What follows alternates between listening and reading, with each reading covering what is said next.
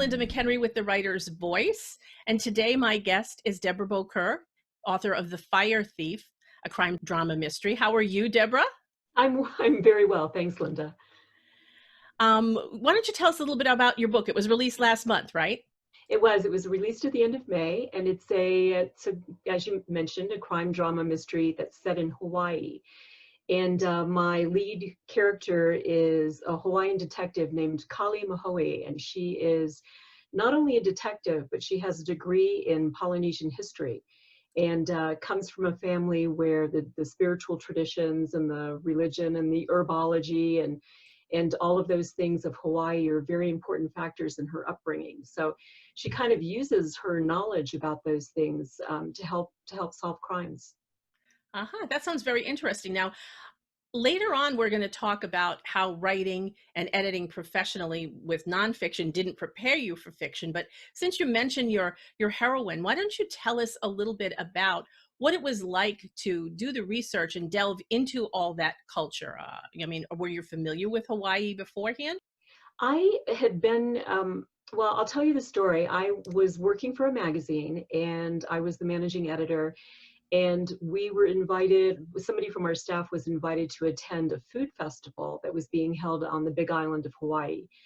And so I assigned the food editor to go. It seemed like a natural for her. And at the very last minute, she couldn't go. I think one of her kids was sick, but she couldn't make it. And I was the only available person to make the trip. And because the Hawaii Tourism Board had already gone to all the trouble of making the arrangements, I kind of felt obligated to go. But I think I complained like the whole way to the airport. I didn't want to go on this trip. I had lived in Florida briefly, and I'm not a hot weather person. I thought, I've seen enough palm trees in my life. I don't need to see another one. And I got to Hawaii and got off the plane and smelled the air and heard the birds and just like fell head over heels in love, and still am in love with it. But over the course of the next, I would say 15 years, I was sent back multiple times by different magazines that I was working for to explore the culture and the history a little bit more. And I got to do a lot of firsthand research. I got to go on some healing calls with a local kahu, and I spent probably about a month there filming a documentary with my husband that was never produced, but we filmed the documentary about ancient healing traditions in Hawaii and how they have found their way into kind of like into the modern world there, and how they've blended with traditional modalities from Japanese culture and from all of the different peoples who have settled in Hawaii. So it was really interesting, and it took a lot of research because I didn't really know much about Hawaii before going. I knew that it was hot and it had beaches. That was about it. Well, and that's really interesting. That's kind of neat, and it makes me wonder. You wrote and edited professionally nonfiction many years, and when you and I were chatting, you said it didn't prepare you at all for writing fiction, and I've had just the opposite experience. So why don't you tell us about how writing and editing professionally in nonfiction just didn't give you quite the experience level you had expected when you attempted to write fiction? Okay, then maybe you can give me some tips on how it does work the other way. Yeah, I would say, so I had worked for newspapers for a long time. I was a newspaper editor before I became a magazine editor. And one thing that I guess, the one and only thing that really did carry over across all of those different publishing platforms was meeting deadlines. But when you're working for a newspaper, you have maybe sometimes an hour or 2 hours to put a story together. So you write really fast and you write very succinctly. You have to know the who, what, where, when, and why of any sort of situation that's going on. And then moving to magazines, I had a little bit more room and a little bit more time to work because the magazine was monthly. And, there was a little more time to research topics, or a lot of what I did was editing other writers, assigning stories to other writers and editing their work.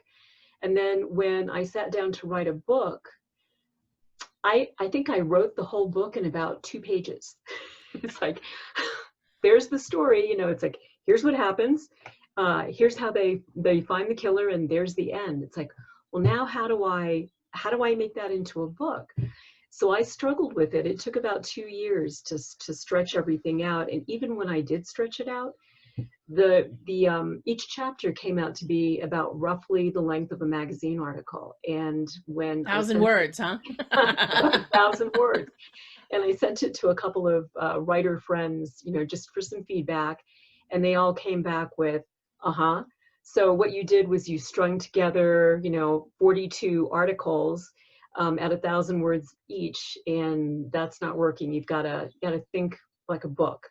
So yeah, it was really tough for me. It was very difficult. And for most people I know with fiction, when you start writing fiction and then you go to nonfiction, which is what I had done, you write all these great, big, long, flowery, wordy things, and you've got way too many words, and then you have to cut them. And it's painful because you're Mm, attached to all of them. You think that they're necessary, but then you have to realize you really only need the who, what, when, where, and why. Okay. But with motivation and with feelings and with setting and with the senses. So both processes are pretty difficult, I think. But what I think is probably the most important is you knew about deadlines. You mm. knew that you could write on spec. If there was something you had to write, you could do it. And I think that's something that a lot of people who write fiction have a hard time with because they're so creative. And so many people don't outline first. And if they're just writing organically, Do it can you be really outline? difficult.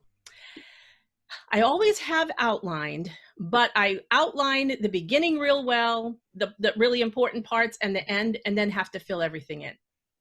Okay. And now I'm finding that I outline less and less because I attended a workshop, and Gail Linds gave this workshop about plotting, and she said that plotting comes from characters, so you don't really need a plot. That as the characters respond, and you have your villains and all this kind of stuff, plot can just grow out of motivation. So I use that as well, and that's I find that pretty helpful. Now that took me by surprise entirely, was that characters do dictate plot. And I didn't expect that. It's like, no, I'm the writer. I'm here at the keyboard. I'm in control of all of this.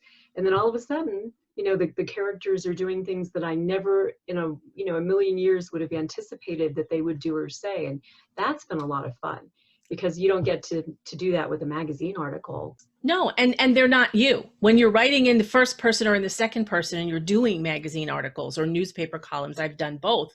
Yeah, you're writing even if you're objective, it's still coming from you. You're not somebody different. But when you write Right. characters, they are completely different. You identify with them, but they don't necessarily think the way you do or act the way you do. Yeah, I read somewhere, I can't remember who said it, but it was someone who said that people who write fiction all have some degree of multiple personality disorder because because they can draw these people so clearly and differentiate between them so well. So I don't Yes. know, maybe that's maybe that's true. I do think though adding words is tougher than cutting words. Mm, And so so if you do your 1,000 word article and you have to beef it up to 1,800 words, it's much tougher, I think, to add than it is to subtract. yeah, So what is your big takeaway then after you completed the first fiction novel? Do you like fiction better than nonfiction? You think I you're going to do. do more of it? Yeah, I've just finished the second book is coming out next year, but of course, well, that was the other thing. The publishing deadlines are so different. Mm-hmm. Oh The yeah. the newspaper deadline was 11 o'clock every morning.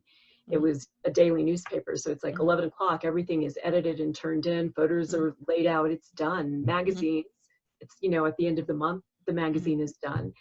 And this process was, the 2 years to write it, and then a year just for the production and going back and forth with the editor and and then the publicity stuff, and it was just this, I don't know, kind of like a whole different world. And I felt like I had stepped through that wardrobe into a place that should have been familiar, but was not familiar at all. So it's been fun. It's been a learning experience. I think that I did a better job with the second book. I think I did a better job outlining it and plotting it and, keeping on track. I knew my characters a little bit better.